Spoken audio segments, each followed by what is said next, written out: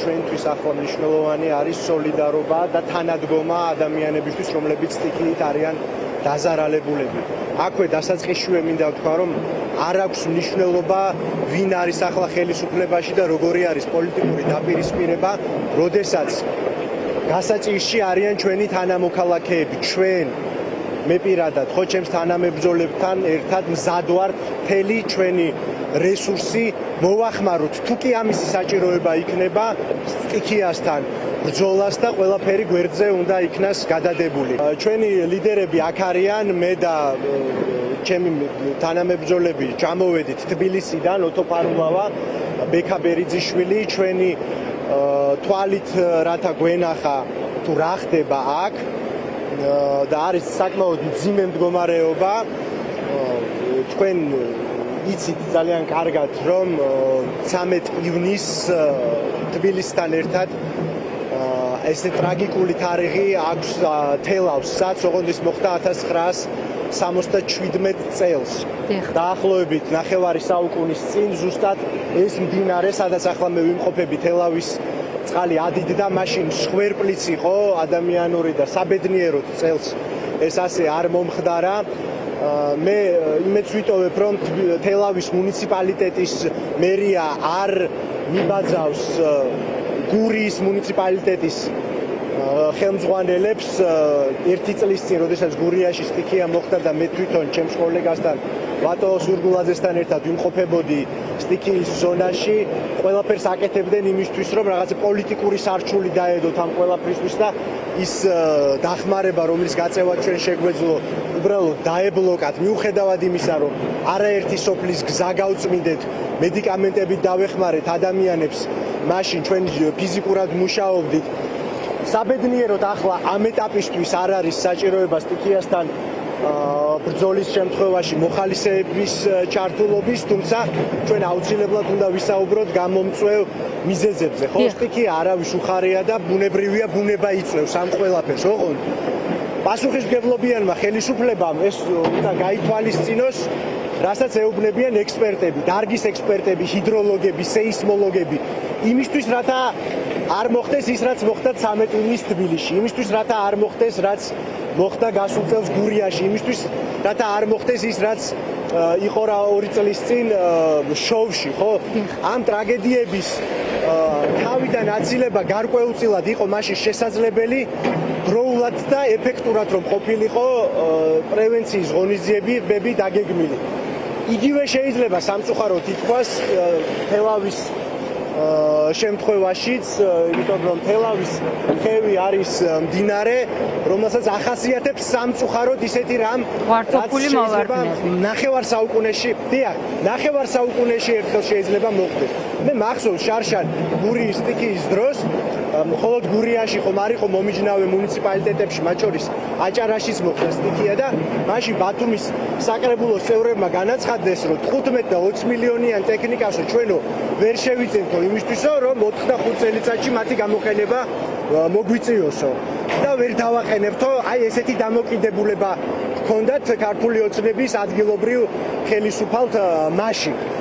ის რაც აქ მოხდა, ამას ძალიან ბევრი ახსნა შეიძლება ჰქონდეს, ის რომ არ იქნა გაწმენდილი დამბები, რომელიც 77 წლის შემდეგ აშენდა, 3 დამბა აშენდა და გაწმენდილი იყო. ქართული ოცნება ამბობს, ბატონ გიორგი 2022 წელს გაიწმინდაო, თუმცა ადგილობრივები ამბობენ, რომ 11 წელია თითქმის ეს დამბები არ გაწმენდილა, ბოლოს ის გაიწმინდა 2015 წელს. ამის გადამოწმების შესაძლებლობა ჩვენ ხელისუფლებასთან არ გვაქვს, იმიტომ რომ ისინი ოპოზიციურ მედიას არ ეკონტაქტებიან. კარგი იქნებოდა ახლა ყველას ერთად გვემსჯელა ამაზე, მაგრამ ცალმხრივი ურთიერთობის რეჟიმში არიან ისინი, მხოლოდ ლანძღვაგინაბაზე არიან გადასულები და სპეკულაციას უწოდებენ ყველა იმ ფაქტს, რომელსაც ადგილობრივები და მათი ოპონენტები ასახელებენ სტიქიის მასშტაბის მთავარ მიზეზად. აი ეს უკანონო მშენებლობები, რომლებზეც თელაველები საუბრობენ, არის თუ არა კალაპოტის დავიწროების მიზეზი, არის თუ არა ამ მასშტაბის გამომწვევის მიზეზი და კონკრეტულად რა ლოკაციაზე, რა უკანონო მშენებლობებზეა საუბარი, ხომ არ იცით? მე შემიძლია მოგაწოდოთ ის ინფორმაცია, რომელსაც ვფლობ ჩვენი ადგილობრივი წარმომადგენლებისგან.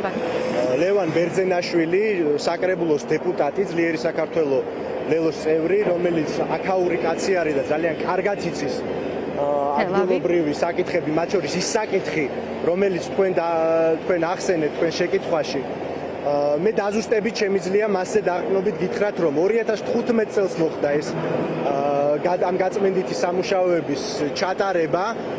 წელს დაახლოებით 6 თვის წინ ლევან ბერძენაშვილმა თელავის საკრებულოს სხდომაზე დააყენა ეს საკითხი, რომ გაიწმინდოს თელავის ხევის დამბები. მან საკუთარი თვალით ნახა, როგორ ჩამოდიოდა აქ შლამი, როგორ ჩამოდიოდა ის მასალა, რომელიც ავიწროვებდა კალაპოტს და მაშინ განუცხადეს თელავის საკრებულოს ქართული ოცნების წევრებმა, რომ 2015 წელს ისე კარგად გაიწმინდა ეს დამბები, რომ დამატებით ღონისძიებების გატარებას აღარ საჭიროებს და ანალოგიური სამუშაოებისთვის მართლაც გამოიყო თანხა 297,000 ლარი, მაგრამ გამოიყო თელავის მუნიციპალიტეტის სოფლებისთვის, მათ შორის ვანთისხევის, კალაპოტის გასაწმენდად.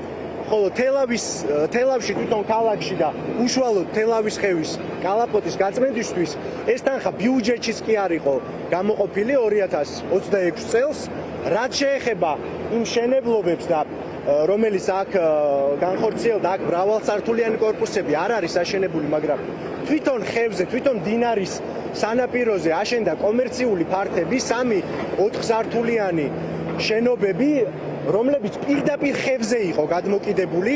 არც ერთ შემთხვევაში არ შეიძლებოდა აქ რაიმე მშენებლობების განხორციელება, თუმცა გვესმის როგორც ხდება ხო კომერციული ინტერესები და კორუფციული ინტერესები ამ ქვეყანაში ყველგან არის ერთმანეთთან გადაჯაჭვული. მე დაზუსტებით არ შემიძლია ვთქვა, თუმცა უშუალოდ რამ გამოიწვია ამას შესაბამისი ექსპერტიზა სჭირდება, თუმცა ის რომ ამ მშენებლობებმა, იმ ჩასხმულმა ბეტონმა, ხო, რომელმაც დაავიწროვა ერთი მხრივ კალაპოტი და რომელიც იქნა აქ ჩასხმული და გამოაცალა გუშინდელმა სტიქიამ მას საძირკველი და ნებისმიერ მომენტში ეს შენობები შეიძლება ჩაიტანოს ხევმა და განმეორებითი სტიქიის ეს არის ფაქტი.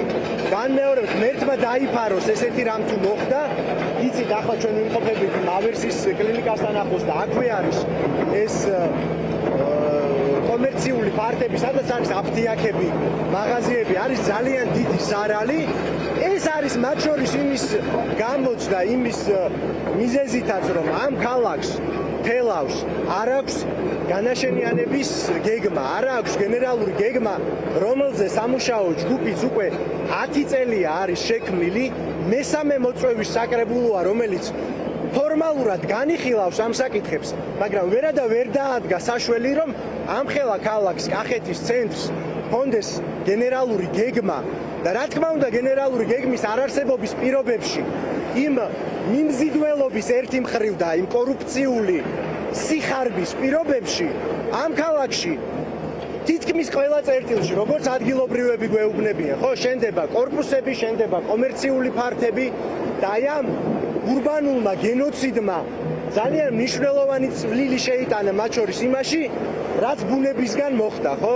ვარცოფი. ასე იყო, თქვენ გახსოვთ, ვერესხეობის შემთხვევაში 60-იანი წლების დასაწყისში მოხდა ანალოგიური ტრაგედია თბილისში, მაგრამ რადგან ეს რამდენიმე ათწლეულით ადრე იყო, საერთოდაც კომუნისტების პერიოდში იყო, არ გაითვალისწინეს ის ზომები არ მიიღეს, რომელიც აუცილებლად უნდა მიიღოს ნებისმიერმა ხელისუფლებამ და არ უნდა დაელოდოს მომდევნო ნახევარი საუკუნის გასვლას, იმიტომ რომ მოხდება ასეთი რამ სტიქიური მოვლენა და თბილისის შემთხვევაში გახსოვთ ხო 21 ადამიანი იმსხვერპლა ამან. საბედნიეროდ მათ შორის ეს მხოლოდ განაშენიანების ბრალი არ იყო. ეს იმის ბრალი იყო, რომ არ ჩაკეტეს აი ამ ვერესხეობის შესასვლელი და გასასვლელი. ესეც უნდა გავითვალისწინოთ. ზუსტად, ესე მოხდა და აი ძაბრის ეფექტით გამოიწვია და გაარღვია მდინარე ის კალაპოტი, ის ხელოვნური ჯებირები, რომელიც თელავის ხევის შემთხვევაში მაშინ იქნა აშენებული, ვეღარ უძლებს, როგორც მოგახსენეთ 30% უკვე არის მოშლილი და